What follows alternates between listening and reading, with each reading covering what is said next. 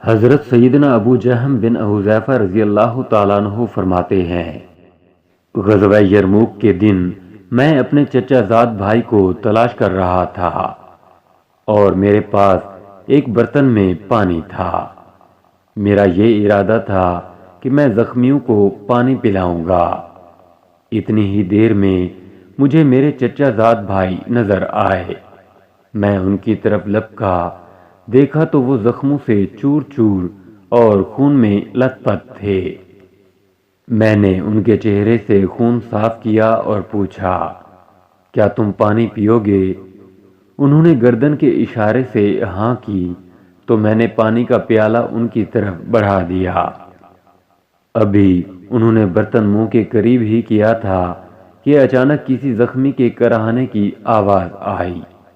فوراً پیالہ میری طرف بڑھایا اور کہا، جاؤ پہلے اس زخمی کو پانی پلاؤ۔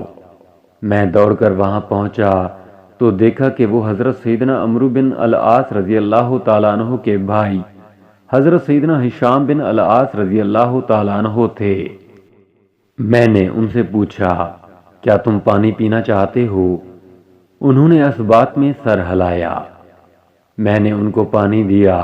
اتنے میں ایک اور زخمی کی آواز آئی تو انہوں نے فرمایا، جاؤ پہلے میرے اس زخمی بھائی کو پانی پلاؤ۔ میں دوڑ کر وہاں پہنچا تو وہ جام شہادت نوش فرما چکے تھے۔ میں واپس حضرت سیدنا ہشام بن العاص رضی اللہ تعالیٰ عنہ کے پاس آیا تو وہ بھی اپنے خالق حقیقی عز و جل کی بارگاہ میں جا چکے تھے۔ پھر میں اپنے چچا زاد بھائی کے پاس آیا تو وہ بھی واصل بحق ہو چکے تھے۔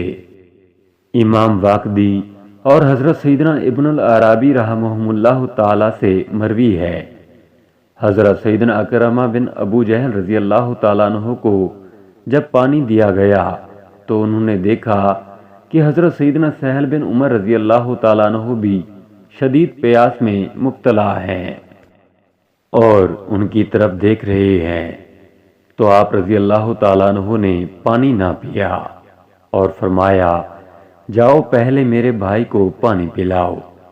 جب ان کو پانی دیا گیا تو انہوں نے دیکھا کہ حضرت سیدنا حارث بن ہشام رضی اللہ تعالیٰ عنہ بھی شدید زخمی حالت میں ہیں اور شدت پیاس کی وجہ سے ان کی طرف دیکھ رہے ہیں، تو آپ رضی اللہ تعالیٰ عنہ نے فرمایا، جاؤ پہلے میرے بھائی کو پانی پلاؤ۔ جب ان کے پاس پہنچے تو وہ بھی دم توڑ چکے تھے۔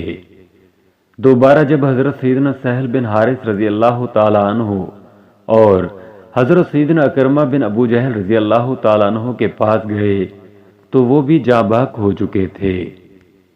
حضرت سیدنا خالد بن ولید رضی اللہ تعالیٰ عنہ جب ان کے پاس سے گزرے تو ارشاد فرمایا، تم جیسے عظیم لوگوں پر میری جان قربان ہو، اللہ عز و جل کی ان پر رحمت ہو اور ان کے صدقے ہماری مغفرت ہو، آمین، بجاہ نبی الامین صلی اللہ تعالی علیہ وآلہ وسلم۔